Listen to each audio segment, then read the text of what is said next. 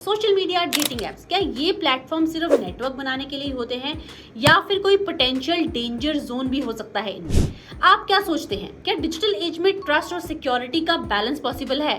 क्या किसी को भी इजीली इमोशनली मैनिपुलेट किया जा सकता है ऑनलाइन?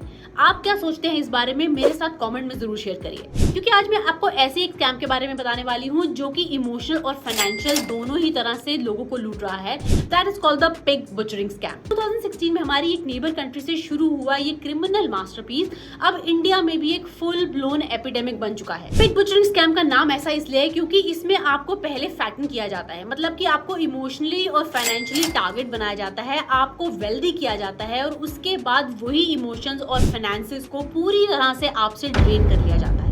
स्कैमर्स सबसे पहले आपको सोशल मीडिया और डेटिंग ऐप्स जैसे प्लेटफॉर्म पर कनेक्ट करते हैं। उसके बाद वो फ्रेंडली स्ट्रेंजर बनकर आपसे बातें करते हैं, आपकी पर्सनल लाइफ को समझते हैं, आपसे इंफॉर्मेशन निकलवाते हैं, उसके बाद आपका ट्रस्ट बिल्ड करते हैं और ये होता है उनका फैटनिंग फेज। वो ये समझ जाते हैं कि आप उन पे पूरी तरह से ट्रस्ट करने लगे हैं, उसके बाद वो आपको एक तरह से बहुत ही अच्छी इन्वेस्टमेंट्स की अपॉर्चुनिटीज भी बताते हैं, जिसमें मोस्टली क्रिप्टो करेंसी या फिर ट्रेडिंग जैसी अपॉर्चुनिटीज होती हैं और जिसमें वो ये कहते हैं कि इसमें बिल्कुल भी किसी तरह से पैसा खोने का कोई भी रिस्क नहीं है, बल्कि गारंटीड रिटर्न्स मिलने वाले हैं। ऐसा ही एक रियल लाइफ केस में एक इंडियन सॉफ्टवेयर प्रोफेशनल जो कि यूएस में रहती थी, वो इस पिग बुचरिंग स्कैम का शिकार हुई। उसने ऑनलाइन एक फ्रेंच वाइन ट्रेडर से दोस्ती की। उन दोनों ने व्हाट्सएप पर फ्लर्टेशियस कॉन्वर्सेशन शुरू की, लेकिन ये सब एक फेक था। तो कॉल्ड फ्रेंच ट्रेडर ने उस विक्टिम से मल्टीपल इन्वेस्टमेंट करवाई।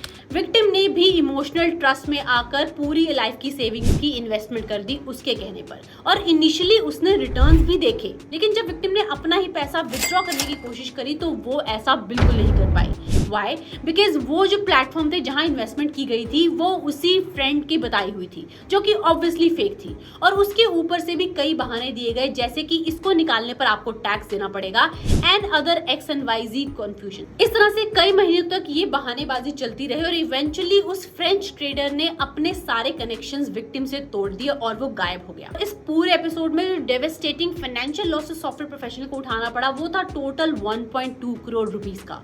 इसने ना ही सिर्फ उससे फाइनेंशियली बल्कि उसकी मेंटल हेल्थ को भी पूरी तरह डैमेज कर दिया। ये सिर्फ एक केस नहीं है। एक रिपोर्ट के मुताबिक इस स्कैम ने ग्लोबली लगभग $75 बिलियन का नुकसान किया है और अब ये इंडिया में भी फैल रहा है।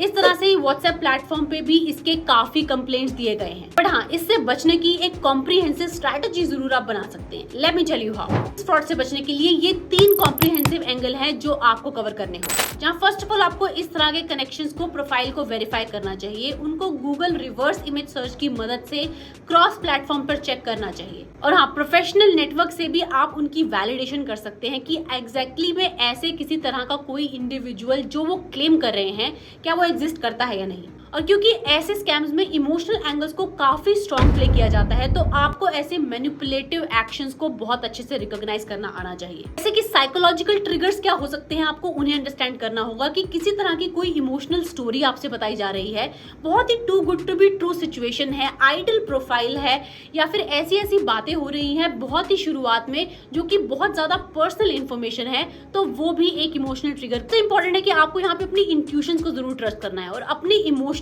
बाउंड्रीज को सेट करना है कि आप ऐसे ऑनलाइन कनेक्शन से इतनी ही जल्दी किसी भी तरह की कोई इमोशनल अटैचमेंट में ना फंसे। Lastly the most important thing is ऐसे केस में आपके पर्सनल फाइनेंसेस, जहां पे आपको अल्टीमेटली इन्वेस्टमेंट करने के लिए प्रेशर किया जाता है। ऐसे केसेस में कभी भी किसी अननोन या फिर नॉन फाइनेंशियल कंसल्टेंट से ली गई राय पर कभी भी इन्वेस्टमेंट मत करिए। और हाँ, अगर ऐसे ऑनलाइन कनेक्शंस अपने आप को फाइनेंशियल कंसल्टेंट बताते हैं या किसी बड़े फाइनेंशियल कंसल्टेंट और एडवाइजर्स का रिश्तेदार या फ्रेंड बताते हैं, तो उनके सजेस्ट किए हुए किसी भी इन्वेस्टमेंट प्लेटफॉर्म पर इन्वेस्ट करने से पहले अपने पैसे की सिक्योरिटी के लिए किसी वेरीफाइड और ऑथराइज्ड इन्वेस्टमेंट प्लेटफॉर्म के थ्रू ही इन्वेस्टमेंट करिए, जिसको आप बाद में ट्रैक कर सके। सिंपल सी बात है कि आपको बहुत ही strict personal investment rule implement करना होगा अपनी इन्वेस्टमेंट्स के लिए, ताकि आप ऐसे किसी ही अननोन स्ट्रेंजर की राय पर किसी तरह के कोई रूल्स जो आपने अपनी पर्सनल इन्वेस्टमेंट के लिए बनाए हैं